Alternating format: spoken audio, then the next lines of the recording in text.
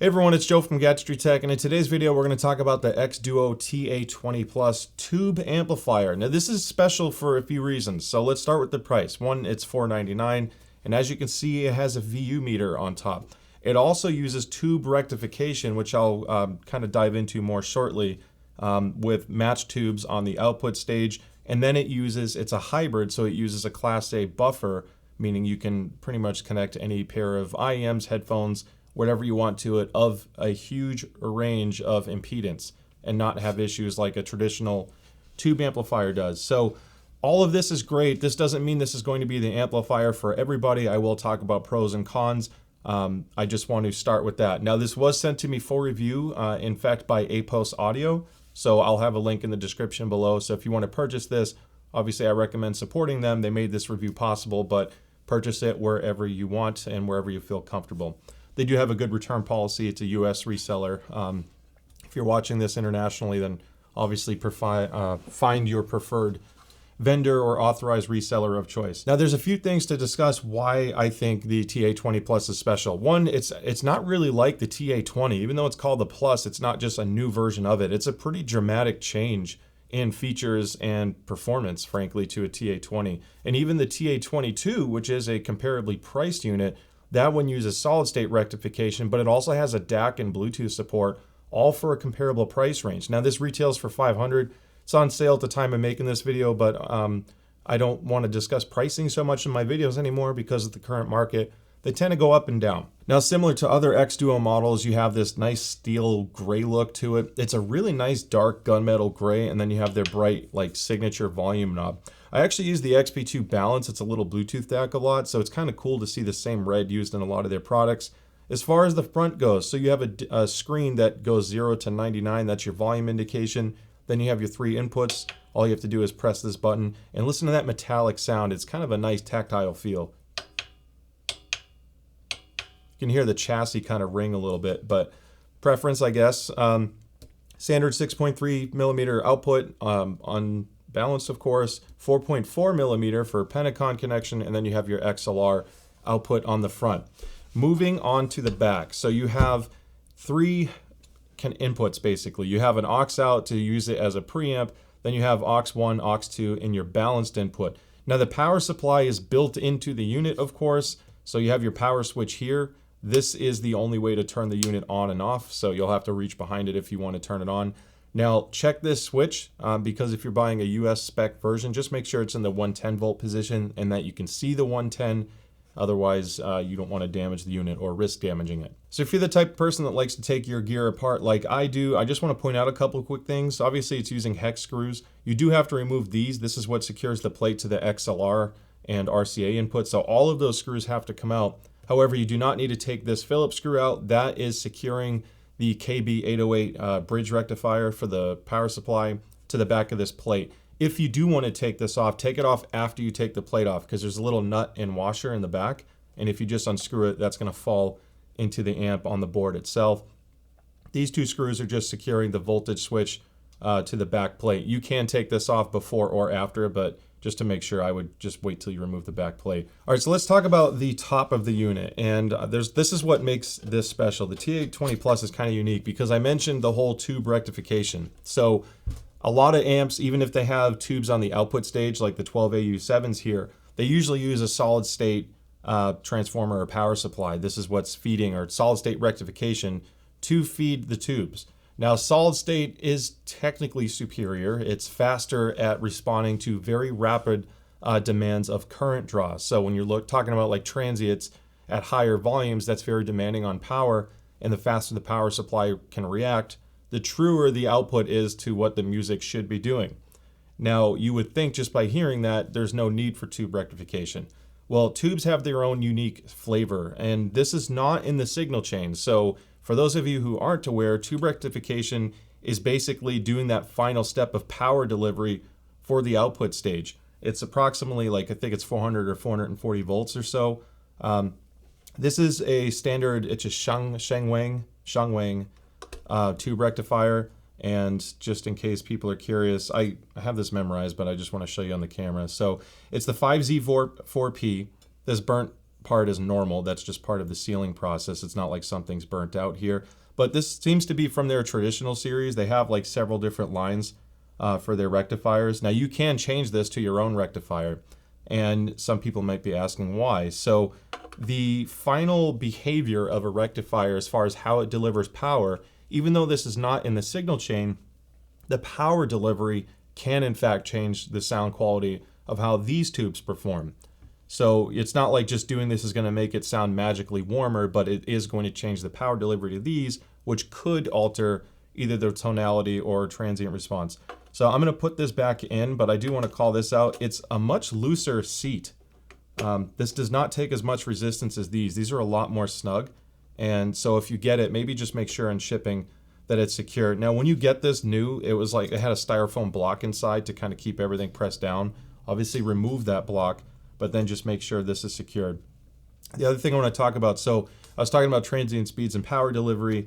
This can produce something called sag. So if you've ever heard that term on audiophile discussion, that slightly slowed response, because tubes can't respond as quickly, creates sag, and that can smooth out your audio performance a little bit because it's not reacting as rapidly. And some people like that about tubes and how they sound. So it does have a unique characteristic.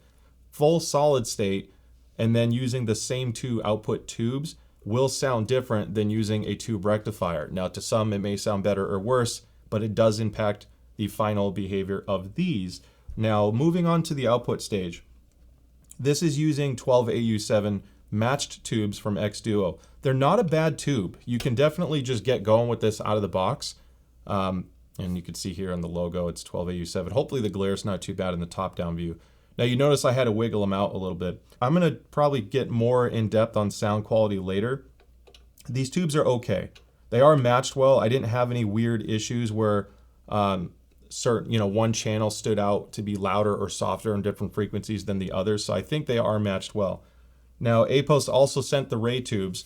This was the most dramatic change I've heard from a tube roll in a while, and like for the better.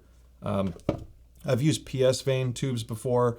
I have a hybrid amp from Vincent Audio that has the PS Vane output stage.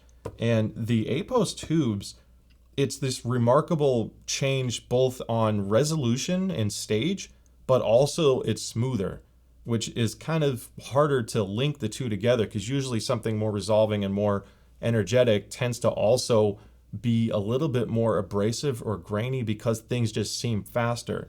However, the stock tubes from xDuoo, so I found that it sounded a little bit more compressed, and it also didn't sound as clear, like I was losing some of the track. You could tell this was an affordable tube amp, and if anyone's ever bought affordable tube amps before, you know that a lower quality unit won't perform as well as a good solid state amp in that same price range. They just seem more clear.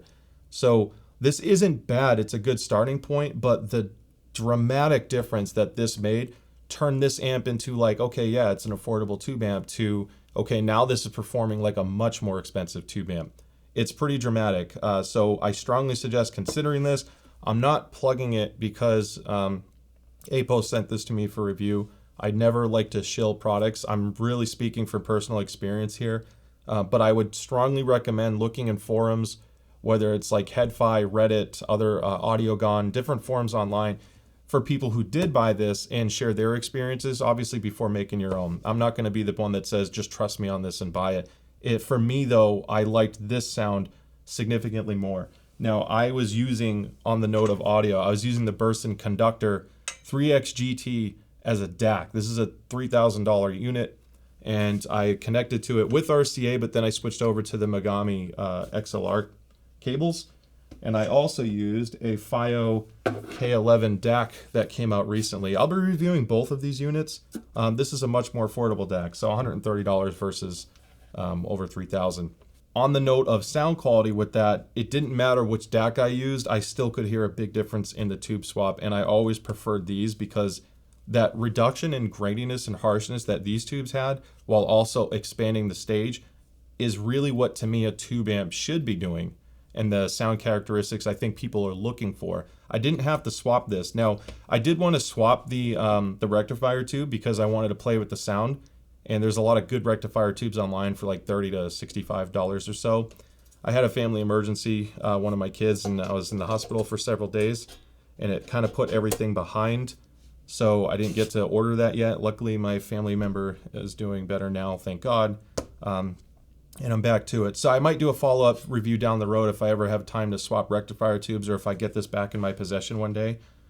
Because when I get to the final thoughts on the sound quality, I may eventually get one back. Now, as far as like the build quality of the unit goes, there's some hits and misses, just to be honest. So it uses Nishikon caps. When I took it apart, there's a lot of Nishikon capacitors. They also have some xDuoo branded caps, which are nice. And then on the rectifier tube side, I found Chemicon caps. So they're all pretty good stuff. It's used pretty commonly with audio products in general. So that's to be expected, at least in this price range. Now, what's kind of cool is even stuff they didn't advertise on their spec sheet, they're using Nexem Japan Japanese relays. So like your switch relay for the output side, when the unit turns on, it doesn't immediately output a signal because it needs to warm up the tubes. So they're using high quality parts pretty much everywhere. Now, where my few issues came from, there's just a couple unique characteristics to the TA-20 Plus that I didn't get on either of my other gear, or just flat out unique to this. So one is the chassis noise. So when this is on and you plug any headphone into it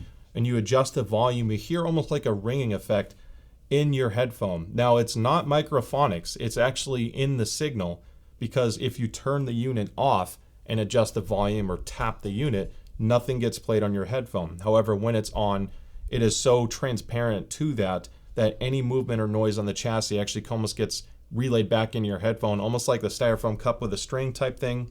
It does that. Now, the other thing I noticed, and originally I thought I had a defective unit, is it's very sensitive to your input chain as far as interference or buzzing or power delivery goes.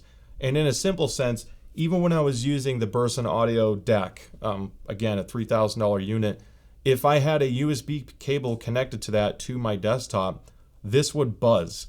And on RCA, anytime I passed 50, it was extremely audible.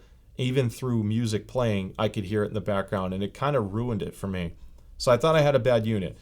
Now, I switched to the Mogami XLR cables, they're Japanese cables, and the tone of the buzz completely changed.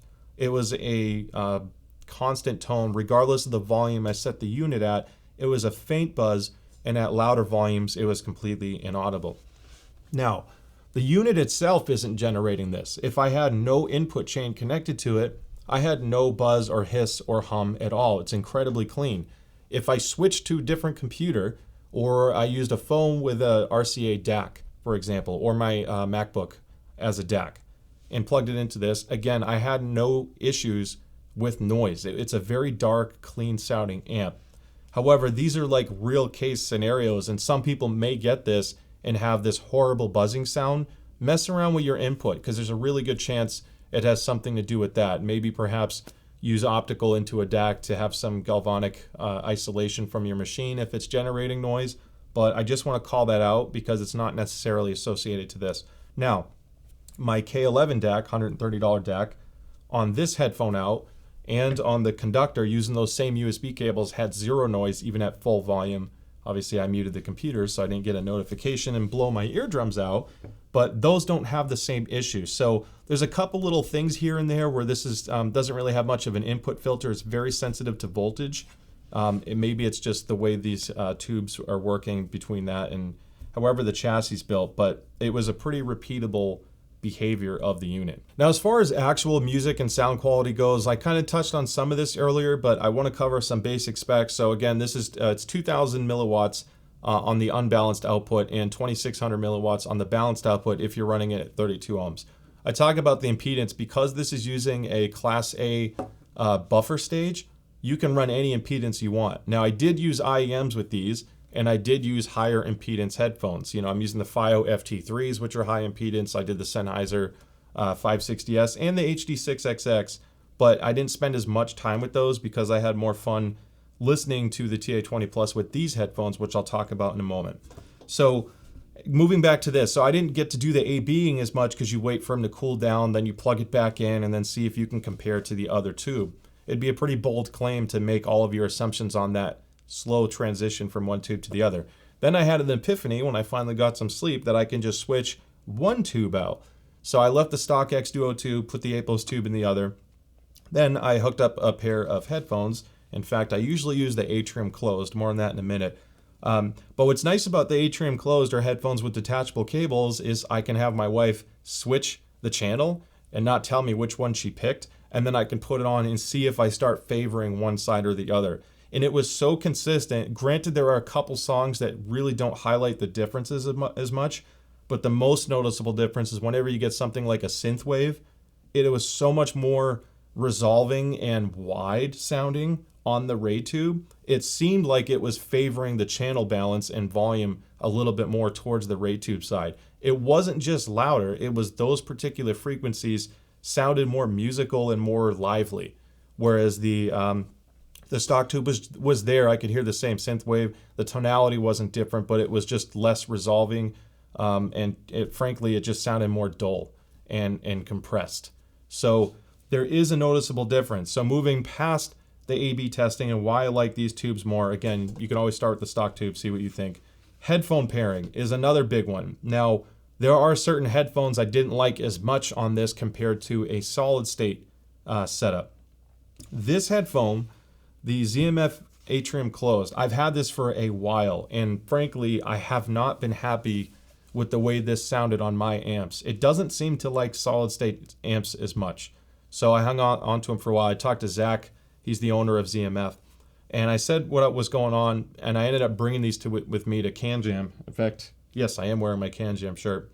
Several months ago or 2 months ago, I brought this to Can Jam in SoCal and tried it on his much more expensive OTL tube amps that they had paired with their other headphones. Totally different experience. Then I'm like, okay, I get the atrium closed now. It sounded incredible. I go back home and I'm like, this just isn't for me. This is the first amp I've had at my house that approaches the sound quality of those much more expensive OTL amps once I threw in the Ray tube. It takes away a little bit of the harshness that I find the atrium closed has on solid state. So this is a much better pairing. Another one I liked is the APOS Caspian, which is a little bit thicker. This has like a similar, like the mid-range tonality actually isn't too far off from an HD6XX or 650. It just has elevated bass. It's more warm in the bass region, and the 2 kilohertz region is more emphasized on the Caspian. Those are the only two big changes overall to me, to the 6XX and 650.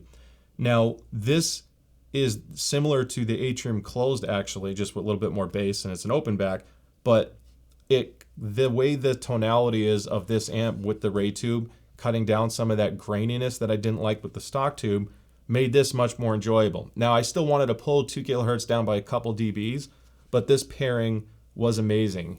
Now, the FIO FT3, really fun open back dynamic. I'll be reviewing that soon.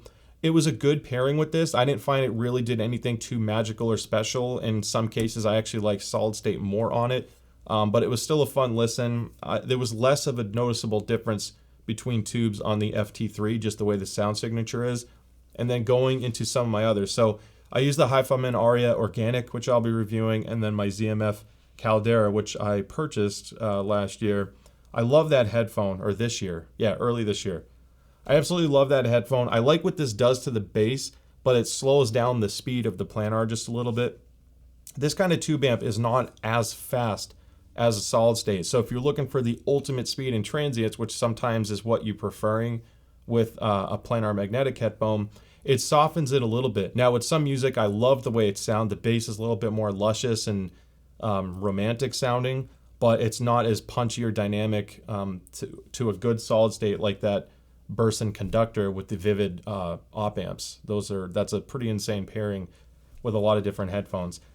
I did not like it as much on the 6XX Sennheiser, especially with the stock tubes. It was just too compressed sounding and it didn't do anything special for me. So it really just comes down to pairing and what you're looking for. If you like the idea of a slightly slower sound that's a little bit more closed off, then the stock tubes are a good setup. The Rays, they improve the stage and resolution. Again, it sounds less veiled, but it sounds more awake And to me, it's much more rewarding to listen to. It doesn't dramatically speed up the bass. You do still lose a little bit of the edge on bass speed. So just keep that in mind when you're shopping. As far as final thoughts go, if you only have one amp in DAC setup you can purchase and own for about $500-600, this may not be the right setup for everybody, in my opinion. I typically prefer, in this more affordable range, a good solid state amp DAC combo. Now, something like the Topping A30, which is, I know it's a stacked unit, that's a very clean, neutral amp DAC, comparable price, like $550. And to me, if I only had one unit, I would prefer that because there's no issues with the USB. It's completely neutral. And I also listen to IEMs, which I prefer pure solid state with IEMs. I don't know if I just don't have the right IEM to pair with this, but I have a huge collection now. It's growing, but typically I prefer solid state with IEMs. So I think that covers it. I didn't want this review to just be technical or just be about the music, because it's really important to understand why this is still an incredibly special unit at $500. There really isn't a unit that has a rectifier on the tube side, or a tube rectifier with a VU meter, but then still has a hybrid output stage, allowing you to basically use whatever you want. It is an absolute workhorse, and it's definitely different to where it sounds more special than most solid state amp DACs that tend to sound more the same in this price range. This is a noticeable difference in musicality, and whether that's for you or not is up to you. So thank you so much for watching this review. I hope you found it helpful and you learned a little bit more about the TA-20 Plus. Don't forget to like and subscribe. I'd love to see you in the next video. And if you do want to purchase this, again, I will have links in the description below. It does help support the channel a little bit, but I don't do these reviews for marketing. By all means, purchase it without that link or however you want.